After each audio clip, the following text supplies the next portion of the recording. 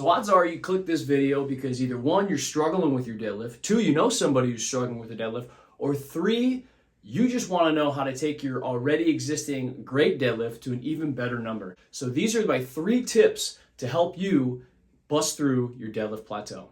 So before we jump in, I want to hit on something that I find happens a lot in gyms and a lot with people is where they mistake novelty and variance in their training program for progress. Now, what I mean by that is maybe they run a program, they're doing something for 4 to 6 weeks, they get some progress, and then they get a little antsy. So what do? They switch it out and they reset. So maybe it's a conventional deadlift, they find some progress, they get stuck about week 5, week 6, and instead of maybe sticking with that and resetting or doing one of these 3 things that we'll get into next, they end up just tossing the conventional deadlift out, and they might go do a sumo deadlift or they might go do a trap bar deadlift.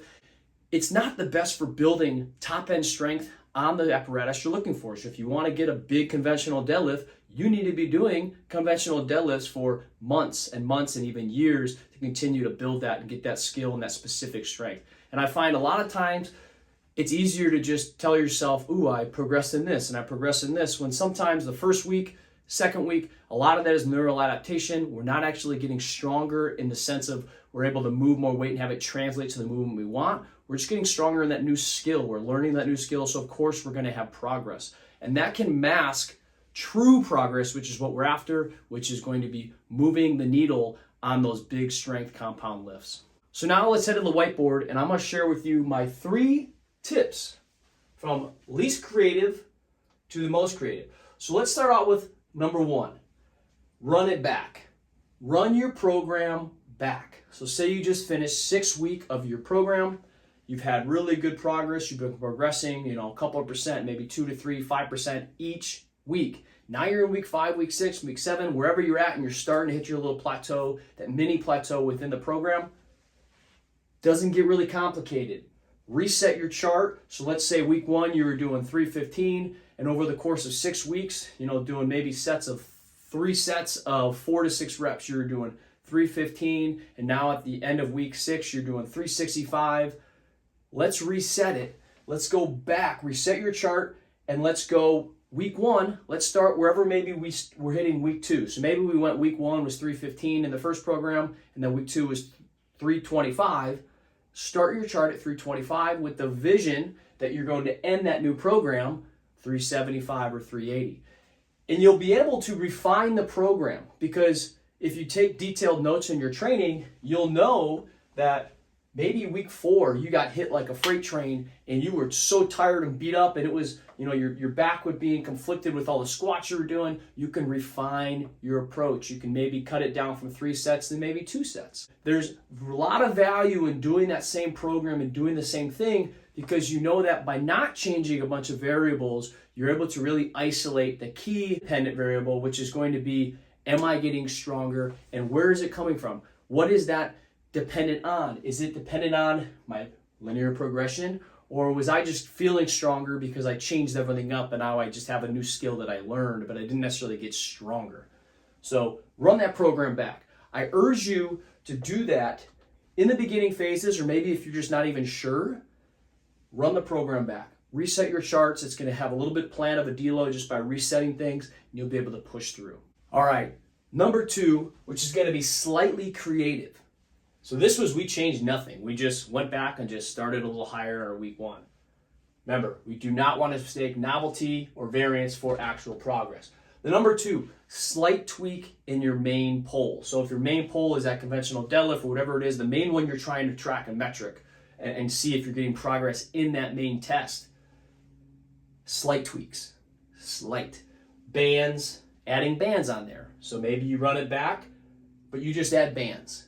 And you do week 1, 315 with bands, and you progress through like that.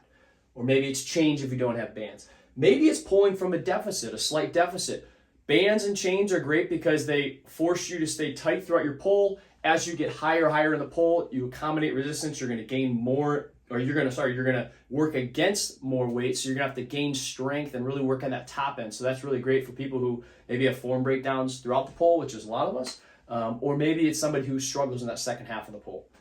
Deficits, are really great because it's a little lower, fuller range of motion. So you really have to work on leg drive. You have to make sure your hips aren't shooting up, which if you have issues off the ground, that's a great one there. Pauses, you can pause anywhere. You can pause off the ground, you can pause at the knee. That's a great one for working on positional strength. And then last one, maybe pulling from the elevation, a small wood block. I'm not talking about rack pulls here. We still want to get close to it, but maybe 1 inch, 2 inch max, a slight elevation there. Sometimes some lifters think that's easier because it's a shorter range of motion. Other lifters who fall out of balance in their pull and maybe have a breakdown a couple inches off find that to be an actual difficult position. So that's a fun one to try. Run with it. You know, reset your chart, add something here. Most of these, other than maybe pulling from the elevation, are going to be harder. So your relative loading will be lower. But because you just ran this, you could probably start with the same numbers on your chart with just this. Now, when we're talking about adding accommodating resistance, I know we've probably seen people who throw hundreds of pounds of chains on there and, you know, hundreds and hundreds of pounds of band tension at the top. That's fine. I think that's an experienced move. If you've never done it before, just start with a little bit, 20, 30 pounds. That moves the needle. You know, even if you're deadlifting 500 pounds, if you put on 20 pounds of chains there and then you reset your chart, I mean, 20 pounds, that's 4%. You just increased 4% of intensity at the top.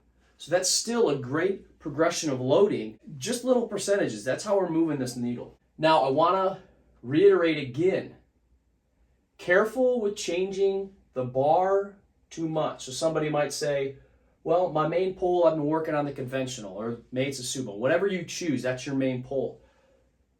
I'm going to change the slight tweak, and I'm going to go from pulling conventional to pulling sumo. I personally feel that if your test is conventional, we want to stick with that before we start doing other things, because that might be just too big of a switch where maybe we're getting progress in the novelty and variance, but we haven't actually got progress in the tests we're doing. So I typically like to keep that tool, meaning whatever bar we've been doing in phase 1, in phase 2 the same. So that brings me to my third one here. And this third one is where we can add a little bit more creativity.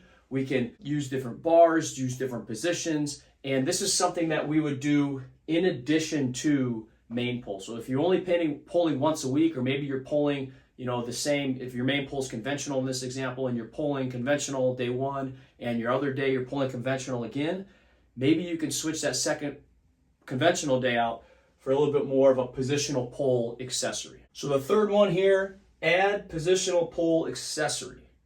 Like I said, if you're only doing once a week of a main pull, or maybe some people maybe even once every 10 to 14 days, maybe you should add a second pull accessory.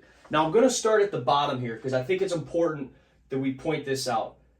This second pull accessory, it's to facilitate better main pulls. The loading, the absolute loading, should be less.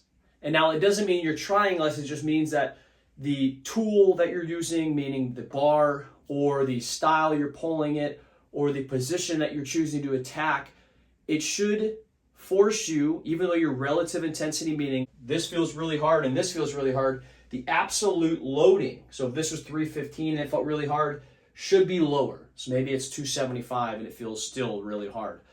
All that is there for is to just make sure that we're still recovering well so we can really throttle down here, because this main pull, there is a part where we want to be pushing our absolute loading, you know, higher up there, and this one is to facilitate that, so we don't want to steal recovery too much.